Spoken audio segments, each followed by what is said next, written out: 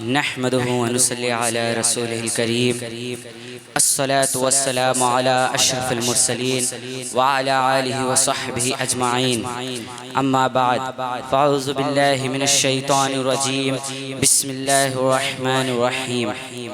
Respected honorable judges and my all dear muta'allim brothers and all ustads, imagine a tree, its root deep in the rich soil and branches stretching towards the sky, and the fruits that nourish our generation. Of the roots that our identity, the fruits of wisdom, the shade that protects our future. But what happens when our young generation drifts away from these roots? The trees may struggle, our legacy may weaken. Today, I invite you to journey with me in the beauty of culture heritage and its vital bond with our youth. Culture heritage is not just history, it is the essence of who we are. It is the present in our life. It is the poetry of ancestors, the arts of the reflect our faith, the morals of the guide our actions. The Quran reminds us in Surah Al-Isra, ayat number 70. And we have certainly honored the children of Adam alayhi salam. This honor is not reflected in responsibility of the traditionals to preserve ethics and knowledge for the next generation. Dear friends, heritage is not live in only museum. It is in ourselves and morals, languages, hospitality and respect of elder.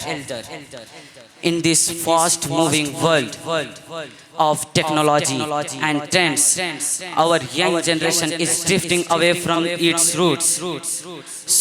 Western lifestyles, modern fashions, and social media often replace our own beautiful traditions. One quote is coming in my mind. It's that heritage is a treasure. Heritage is a treasure, lives in the heart, not found in banks or markets. Those who preserve it are truly rich. Those who forget it are truly poor.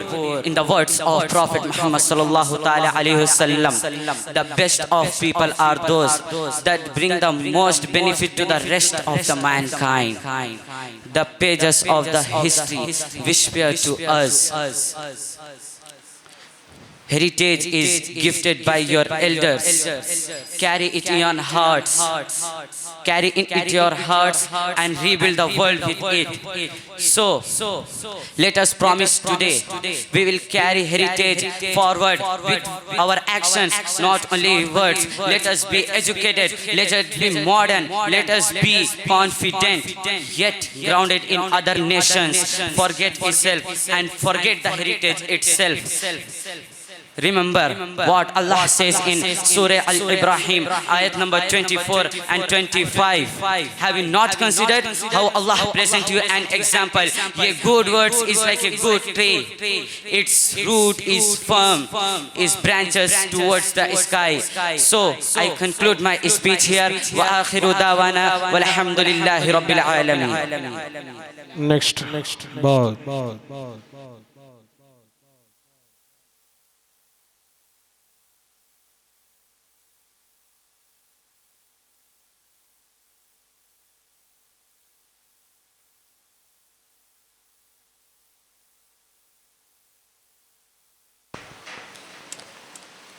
Assalamu alaikum wa rahmatullahi wa barakatuh. Respected teachers, honorable guests, and my dear friends, today I am going to speak about one of the most discussed power of our time, artificial intelligence and the future. First, let us talk about the birth of AI. My dear friends, the idea of artificial intelligence is not new. It has a history of more than 70 years back. In 1956, at Dartmouth University, a scientist named John McCarthy used the term artificial intelligence for the very first time. In that time, computers are not very smart. But scientists dreamed that one day machines could think like humans. That dream started come true after 2000 with the rise of internet, and 2010 with the help of data and faster computers, AI began to go rapidly. A dream born in 1956, but now is everyone hands is AI. AI has made our lives easier and smarter. In medicine, it helps detect diseases. In agriculture, it predicts weather and improves crops. During the COVID-19 pandemic, AI-based system acquired information and helped save millions of lives. This shows how to use for service of humanity. Some fear that AI might take away human jobs, but this is not entirely true.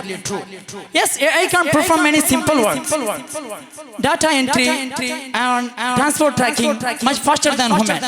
But at the same time, it will create new opportunities. AI experts, cyber security specialists, jobs will change, but they will not disappear. Already, AI models work in across millions of computer chips. In the next 5 to 10 years, this power may increase 100 to 1,000 times. If today ChatGPT takes 1 second to answer a question, in the future, it might take only microseconds. Future AI will not just read text.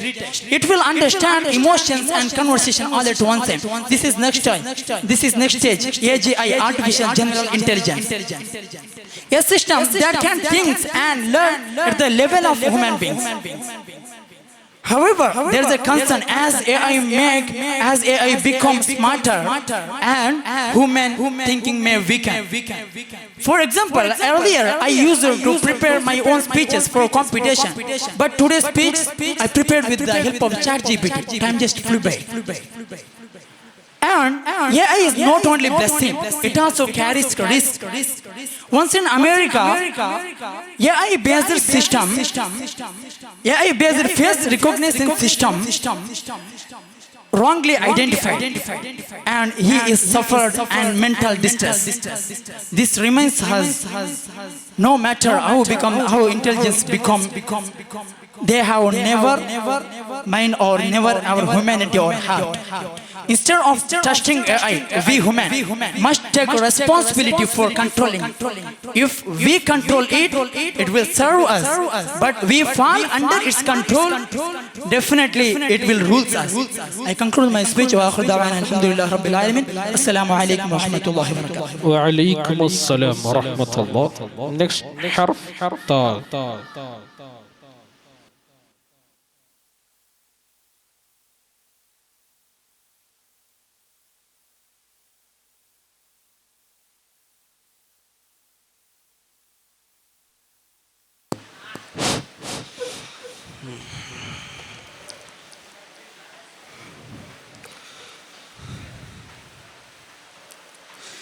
نحمد ونصلي على رسوله الكريم أما بعد فأعوذ بالله من الشيطان الرجيم بسم الله الرحمن الرحيم اقرأ باسم ربك الذي خلق الإنسان من علق اقرأ وربك الأكرم صدق الله العظيم.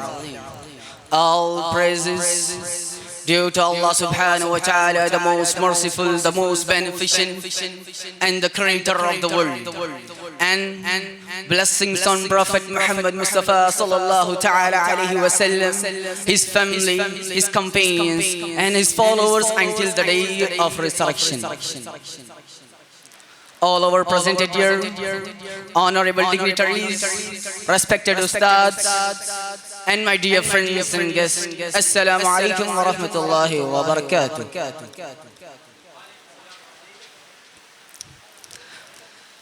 Oh, the followers of Prophet Muhammad Mustafa sallallahu ta'ala alayhi wa sallam, do you know the hadith of Sunan Ibn Majah where the Prophet Muhammad sallallahu ta'ala alayhi wa sallam said, seeking knowledge is an obligation for every Muslim. We come to know seeking knowledge is must for every Muslim. How to get this knowledge? The answer is very simple: by reading. By reading, we get the knowledge, and the man who gets the knowledge, he is known as scholar. A call of a scholar is coming again and again in my mind. Imam Ibn Jawzi said, I have never enjoyed any moment in my life more than the time I spend while reading books.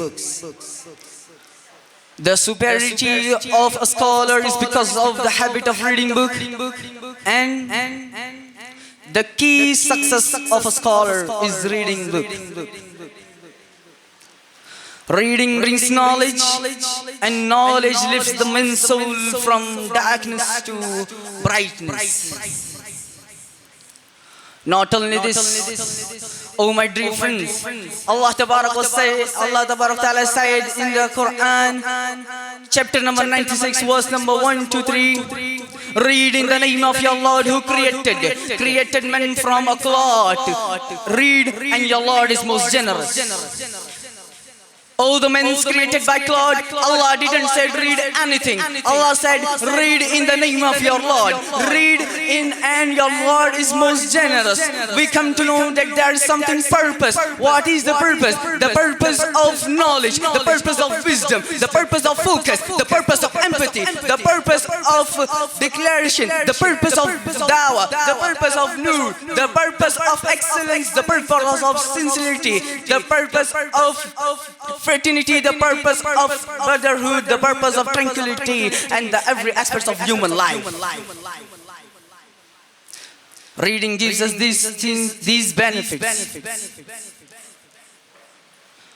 Oh, the men ordered by Allah to Iqra. I want to ask you one question. Ask a question to your heart.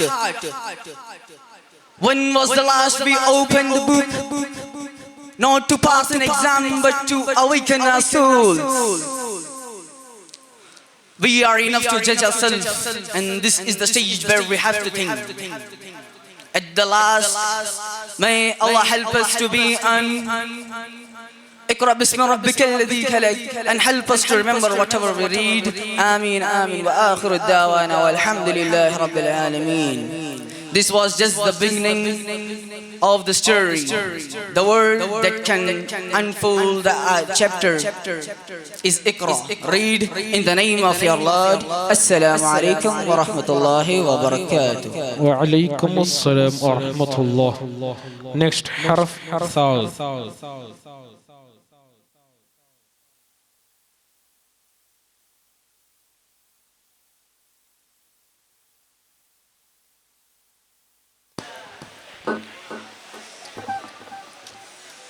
السلام عليكم ورحمة الله وبركاته. الحمد لله رب العالمين، والصلاة والسلام على سيد المرسلين وعلى آله وصحبه أجمعين. أما بعد. Respected Ustaz, honorable judges, and my dear Mutalim friends, Assalamu alaikum wa rahmatullah. My dear friends, my topic is the Holy Quran, and my matter is like an ocean. Time is very short, like a blinking eyes. My dear friends, the Quran is not a book to read it. It is a complete guide to our life.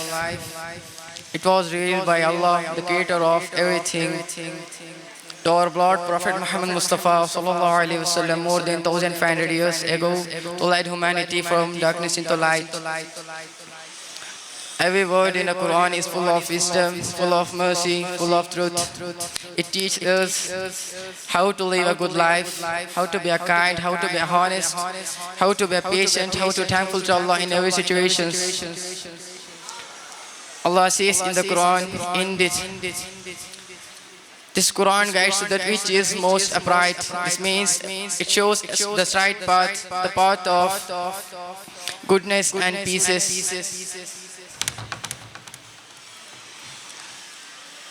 When we follow the Quran, our hearts find rest, our minds find clarity. It teaches us patience when we face the problems and gratitude when we receive the blessing.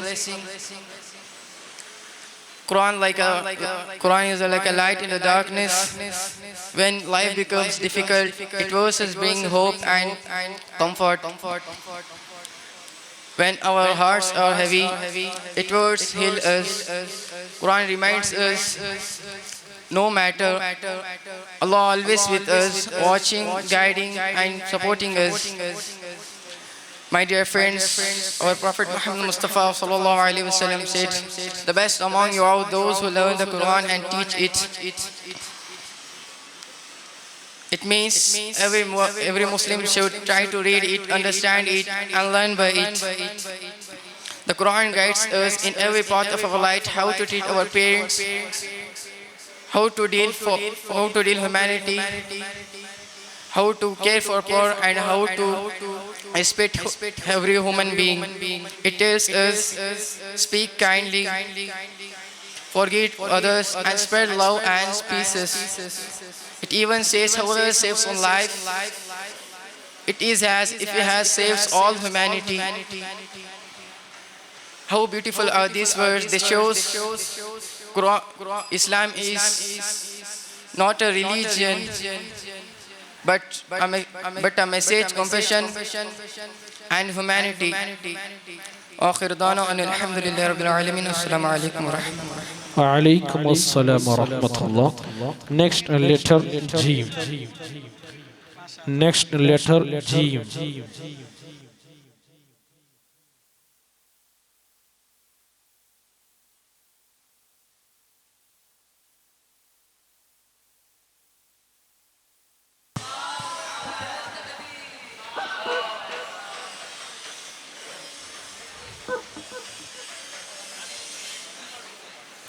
Assalamu alaikum wa rahmatullahi wa barakatuh. Bismillahir Rahmanir Rahim. Alhamdulillahi Rabbil Alameen. Assalatu wassalamu ala ashrafil mursaleen wa ala alihi wa sahbihi ajmain. Amma ba'd. Respected Ustads, honorable dignitaries, esteemed guests, and the galaxy of intellectuals before me. I am pleased to stand in front of you on the auspicious occasion. The topic given to me is environmental protection is our duty. The time is limited and the topic is wide. So without wasting my time, I will start my allocation. Dear friends, the Quran reminds us that this earth is not ours to waste. It is Allah's gift, wrapped in mercy and beauty. Don't you all know what Allah says in the Holy Quran? Allah says, "Wal arda wadaha lil anam." And the earth He has led for the creatures. And in the another verse Allah says, فَبِأَيِّ آلَاءِ رَبِّكُمَا تُكَذِّبَانِ. So which of the favors of your Lord will you deny? The trees, the rivers, and the mountains, all are signs of Allah's mercy, created in perfect balance. Our beloved Prophet sallallahu alaihi wasallam beautifully said that this earth is not. Beautifully said that the world is green and beautiful, and Allah has appointed you as His stewards over it. This means caring for the environment is not just a responsibility, it is an act of worship, a reflection of our faith, and a demonstration of gratitude to our faith. Oh, stewards of environment, listen, warning from the Quran. The Quran warns us clearly in Surah Ar-Rum, chapter number 30, verses number 41, that the corruption has appeared on the land and sea because of the hands of people have earned, so that Allah may let them taste a part of what they have done, that perhaps they will return. Our beloved Prophet sallallahu alaihi wasallam gave us the perfect example that he said, if a hour is to be established and one of you has a palm shoot in his hand, let him plant. These teachings reminds us that every act of the environment is rewarded. It is faith, it is sadaqah, and it is proof of our faith. Dear friends, imagine that you are walking into a forest, the fresh scents of flower, the gentle rustle of leaves, and the melody of birds, and every tree, every drop of a water, and every grain of a soil is a blessing from Allah, a gift of His mercy. By saying this, I conclude my speech. Wa akhiru dawana alhamdulillahi rabbil alamin. Assalamu alaikum wa rahmatullahi wa barakatuh. Wa alaikum assalam wa rahmatullahi wa barakatuh. Next harf, ha.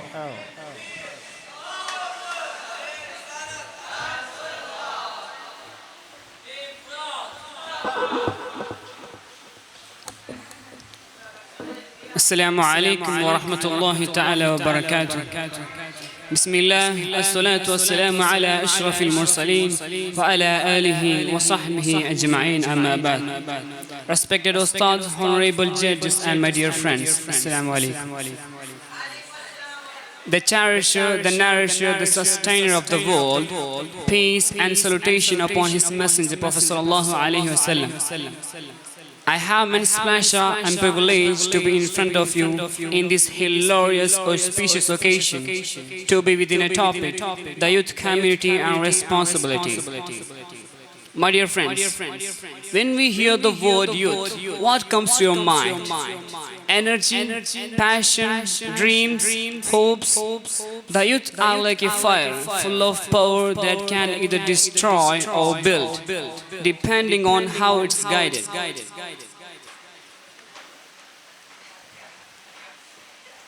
The youth community is like an engine of a community. If it moves with the right direction, the whole society will move forward. It's not about being the boss, it's about being the bridge, connecting people, solving problems and spreading positivity. When you are in a youth community, you are not just representing the age group, you are representing the future. The decision you make today will shape the next generation. The words you speak, the projects you start, the examples you set, all these matters more than you think. But let's be honest, leadership is not always easy. Sometimes people misunderstood, sometimes people won't listen, and sometimes you'll feel like giving up. But the real leaders don't shine because life is easy, they shine because they never stop trying. Think about it, every great moment in history begins with young people. The voices that shock the world were the young voices. The hands that build the nation were the young hands. And the heart that dreamed of justice, peace and unity were the young hearts. So don't let us waste a beautiful time in laziness and negativity. Let us rise, let us work hard and dream big. Allah says in Holy Quran, لا يكلف الله نفسا إلا وسعها. Allah does not burden a soul beyond what it can bear. This means every responsibility we carry as an individual, as a youth, as a community, that we have capable of handling something.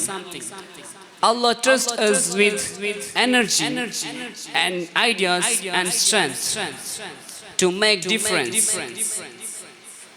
My dear friends,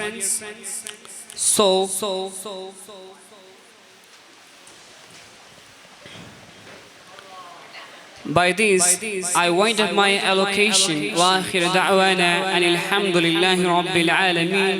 Assalamu alaikum wa rahmatullahi ta'ala wa barakatuh. Wa alaikum assalam wa rahmatullahi wa barakatuh. ಇದೀಗ ವೇದಿಕೆಯಲ್ಲಿ Arabic dialogue ಸ್ಪರ್ಧೆಯು ನಡೆಯಲಿದೆ. ಸ್ಪರ್ಧಾರ್ಥಿಗಳು ಆದಷ್ಟು ಬೇಗ ತಮ್ಮ card ಅನ್ನು ಸ್ವೀಕರಿಸಬೇಕಾಗಿ ವಿನಂತಿ.